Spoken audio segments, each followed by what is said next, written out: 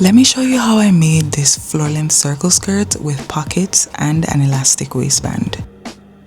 If you want to be able to follow along with this video a lot easier and also have something that you can refer back to even if you can't watch this video, go ahead and get the circle skirt sewing guide that I have linked down below. I have made this a one-page thing, so you can cut this into 4 pieces and have 3 sheets, and that's gonna be kind of pocket size. So it's not a full page, and I did it this way because I know for sure that I prefer something small that feels more like a card. To me, it feels way more interactive. You can put a hole into the side like this, and you can add a string to it, or you can staple it together and have this guide whenever you need it. In order to make this skirt, you need fabric that is at least 120 yards wide and about 3.25 yards of it. Ideally, you want to use light to medium weight fabrics such as cotton, linen, or denim. You also need some 2-inch elastic, and the amount depends on your waist circumference. You need matching thread and a sewing machine. As you can see, my fabric is super big. It's so big that I had to put it on the floor, and I had a hard time figuring out what side to fold it on. But ideally, you want to fold it in such a way where you can get the full length that you want. So first things first, I folded this into half twice. So I'm folding it in half here the first time, and then, like I said, it's so big, I had to put this thing on the floor. But after I put it on the floor, I was able to fold it in half again another time.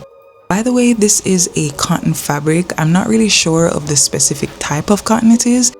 I just know I got this inside Pings in Ocho Rios. This fabric doesn't bleach and it doesn't bleed, and I love that a lot. I really like working with this cotton fabric. It has a very tie-dye kind of vibe to it. It's light enough to not be too heavy, but then it's also heavy enough to not be too light. You get what I'm saying? Like, it's that perfect in-between kind of weight for me.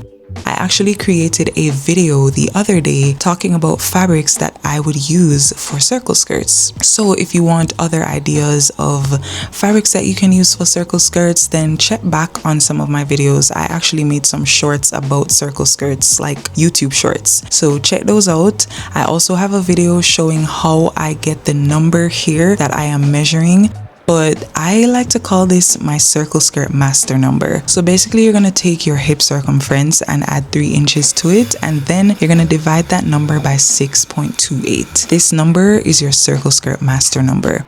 And when I say this, I mean that whenever you're creating a circle skirt, you can use this number every single time. So it would make sense for you to write this number down so that you don't have to do this calculation every single time. Once I got that number, I measured and marked it from the folded corner of the fabric from one end to the next until I made an arc, and I connected those marks with a solid line and I cut on that line. From there, I measured and marked the length that I wanted my circle skirt to be, plus an extra 1/4 inch for the hem. I connected all of those marks with a solid line and I cut on that line as well, just like I did for the waist of this skirt. By the way, if you are wondering why I used the hip circumference and why I added 3 inches, that's because of the fact that this needs to be able to pass the hips, and not just pass it, but pass it easily. So as you can see, I have to be doing a little shimming here to get into this, and I'm gonna cut it down a little bit more so that it will pass my hips a lot easier, because if I gain a little bit of weight, I want to be able to get into this without having to adjust this skirt. That's the reason why I make it with an elastic waistband, as a matter of fact, because if I make this with a zipper, I won't be able to get into it if I gain weight or if I lose weight. I mean, yeah, I'd be able to get into it if I lose weight, but I'd probably have to adjust it to fit my waist a lot better. So with an elastic waistband, I am able to wear this for as long as possible. I'm actually in a phase of my life right now where I'm making a lot more clothes that I can wear on an everyday basis, not just clothes that are gonna be like a one and done kind of thing. That's why I don't really use that many African prints or printed fabrics anymore, because those aren't as versatile as solid color garments. So I went ahead and I cut off a little bit of fabric off of the waistline, and I'm measuring again to just make sure that it's exactly the width and circumference that I want it to be. At this point, I didn't add 3 inches to my hip circumference as yet, so that's why I have to be doing this cut over. But in hindsight, if I had added 3 inches to my hip circumference, I would have gotten this measurement down pat without having to measure or cut all over again. By the way, if you want to make this a shorter skirt, you can do that as well. You just wouldn't measure all the way down to the floor when you're getting the desired length for your skirt. Oh yeah, so I also added pockets to these, and I did not record myself sewing this. I'll record a separate video. If you want that, just comment pockets down below and I will work on that video for you. But anyway, I'm gonna create the waistband now. In order to do this, I measured and cut a rectangle that is my hip circumference plus 3 inches, just like the waistline of the skirt, and that's from side to side, and then from top to bottom it's 5.5 inches. I cut interfacing that's the same size and shape as the waistband, and I pressed it to the wrong side of the fabric using an iron to add structure.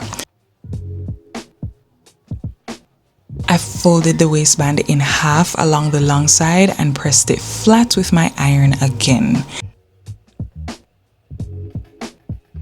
Then I folded the waistband so that the short edges meet, and I stitched them with a 1/2 inch allowance.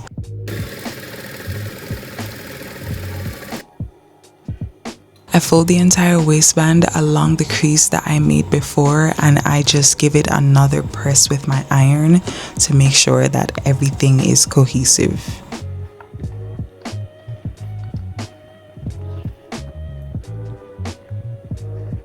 To get the tag to stick to the waistband without having to worry about putting pins into it, I like to use this heat bond thing that I got on Amazon. I will link that in the description box down below. It's kind of like interfacing, but instead of just being on one side, it's on both sides. I put that at the back of the label, and I fold in the edges of the label and stuff. I got these labels on Etsy, by the way. You can make your own labels. You can find lots of different companies that make them on Etsy. It's very easy to get labels, okay?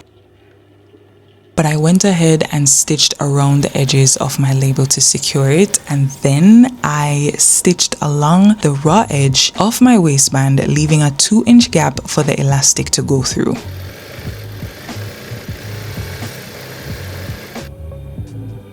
I'm using 2-inch elastic for the waistband because this is gonna create a very sturdy, comfortable waistband, and I cut some that is 2 inches shorter than my waist circumference, and I used a safety pin to pass it through the gap of the waistband. I figured out another way to do this after doing this at least 5 times already on different skirts, and I'm gonna show you guys how to do that in a completely different video. Once the elastic comes out the other end, I just overlap the 2 ends by 1/2 inch and sew them together. I distribute the fabric evenly around the elastic, and I align the seam of the waistband to the seam of the elastic and sew it down. This is gonna keep it in place so that I can evenly distribute all the fabric around the elastic. A common problem that you might face here is that your elastic can get twisted inside the fabric, and the method that I'm gonna show you guys in another video is gonna eradicate that completely. The next thing I do is to stretch the elastic in the waistband all the way out, top stitch it about 1/2 inch away from the top edge, then I top stitch it again about 3/4 inch away from the first top stitch. If you feel like you're not going to be able to get these lines straight, you can always draw them before you actually put the elastic in. That's going to make it so much easier for you. But yeah, the waistband is pretty much complete, and now it's time to add it to the skirt. In order to sew the waistband and the skirt together, I like to divide both the waistband and the waistline of the skirt into quarters. You can do this using a marker, a chalk, a pen, pencil, or notches, and I chose to use notches.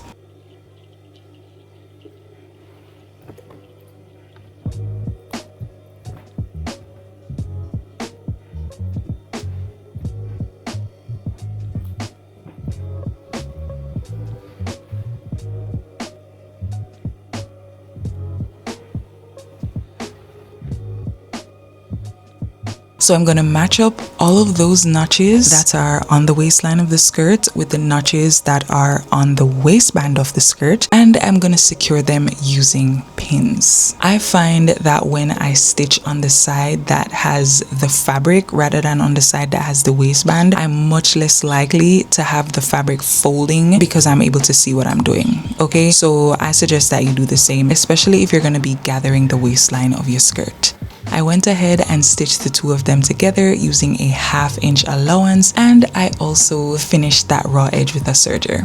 If you don't have a serger, you can always use a bias tape. Watch the video that's going to pop up on the top right hand corner of this screen if you want to figure out different ways that you can finish a raw edge without a serger. But I serged my hem and folded it by about 1/4 inch, stitched that down, and honestly, if you just serge this with red thread, or let's say thread that matches your fabric, you don't even have to hem it, because I know that hemming circle skirts can be a pain. But this is how my skirt looks. I am so in love with it, and I'm so going to be making more of them, so stay tuned for that.